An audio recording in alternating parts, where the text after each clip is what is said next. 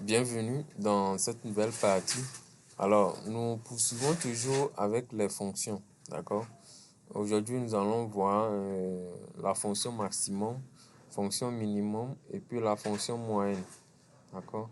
Pour ce qui est de la fonction rang, bon, nous n'avons pas encore fait les références de cellules, mais une fois arrivé sur les références de cellules, vous allez mieux comprendre. Mais toutefois, je vais essayer de vous faire une démonstration, d'accord? Et nous entamons tout de suite avec la fonction rang. D'accord. Voici un tableau comportant des listes de données. Nous avons ici le nom et prénom des étudiants ainsi que la moyenne. D'accord. Lorsque je clique sur une cellule comme ça, on a la formule qui est à l'intérieur. D'accord. Et au niveau du nombre d'étudiants, nous avons utilisé la fonction NBVAL pour pouvoir déterminer le nombre d'étudiants. Maintenant, le maximum, d'accord? Maintenant, si on veut pouvoir déterminer le maximum, si la fonction maximum permet de pouvoir déterminer le maximum dans une liste de données, d'accord?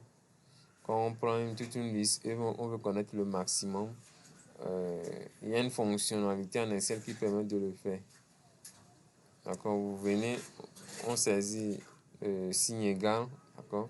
Et vous allez écrire max, juste pour connaître le maximum. Donc, max, toute tabulation. Et là, vous allez voir la syntaxe de la fonction. Donc, ça demande des termes. Vous voyez, nombre 1, nombre 2. Donc, moi, je vais faire juste une sélection de ma plage de cellules. D'accord, pour déterminer le maximum parmi cette liste-là de nombres. Donc, je ferme ma parenthèse et j'appuie sur la touche Entrée.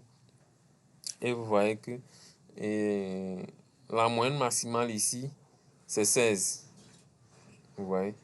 Donc, autrement dit, à travers même cette fonctionnalité-là, vous avez une idée de la programmation d'un bulletin, en fait. D'accord. À travers ça, ça dit que vous avez une idée de la programmation d'un bulletin.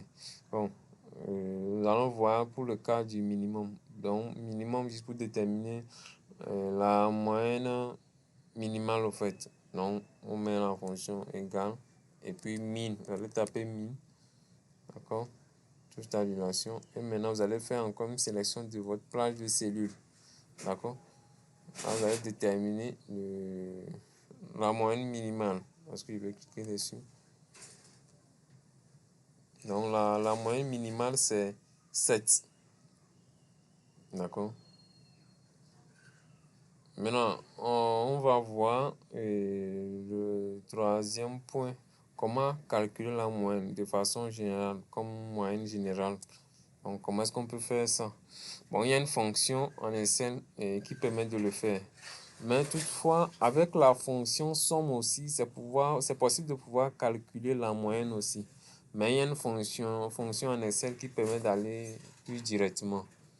Donc, vous venez, vous mettez égal, vous tapez moyenne. D'accord. Maintenant, vous allez juste sélectionner la plage de cellules. C'est toujours pratiquement la même syntaxe. D'accord. Vous sélectionnez votre plage de cellules. Et là, Excel même va calculer directement la moyenne. Vous voyez, ça c'est la moyenne. Mais pour certains, on peut toutefois utiliser la fonction somme pour pouvoir calculer la moyenne aussi. Mais avec la fonction moyenne, c'est plus rapide. D'accord. Maintenant, au niveau du rang, pour ce faire, vous venez ici et vous allez taper égal rang. D'accord. Vous allez appuyer sur la touche tabulation. Et pour pouvoir calculer et attribuer des rangs, c'est par rapport à un critère d'abord. Je m'a dit un nombre de références d'abord. D'accord. Par exemple, je choisis toujours la première cellule. D'accord. Maintenant, ça c'est, on veut faire la comparaison par rapport à la première cellule. D'accord. Maintenant, je fais mon point virgule. Ensuite, la référence, je vais sélectionner ma plage de cellules. Là où il aura fait la comparaison par rapport à 12. Autrement dit, la cellule C4. D'accord. Maintenant, il y a ce qu'on appelle les références de cellules en Excel. Mais sauf qu'on n'a pas encore vu ça. Bon, l'ordre, Excel demande l'ordre. Je vais prendre par défaut 0. Par ordre, il y a l'ordre décroissant et puis l'ordre croissant. Ouais. Donc, ça dit que quand on parle du décroissant, ça dit que c'est du plus grand au plus petit.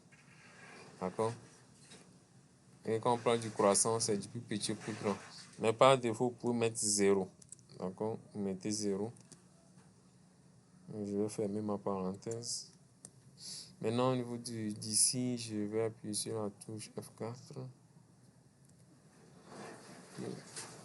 Je suis entré. Là, vous allez voir que lorsque je vais faire une poignée de recopie, au principe, je dois pouvoir avoir mes éléments. Donc, quand je fais ça, vous allez voir que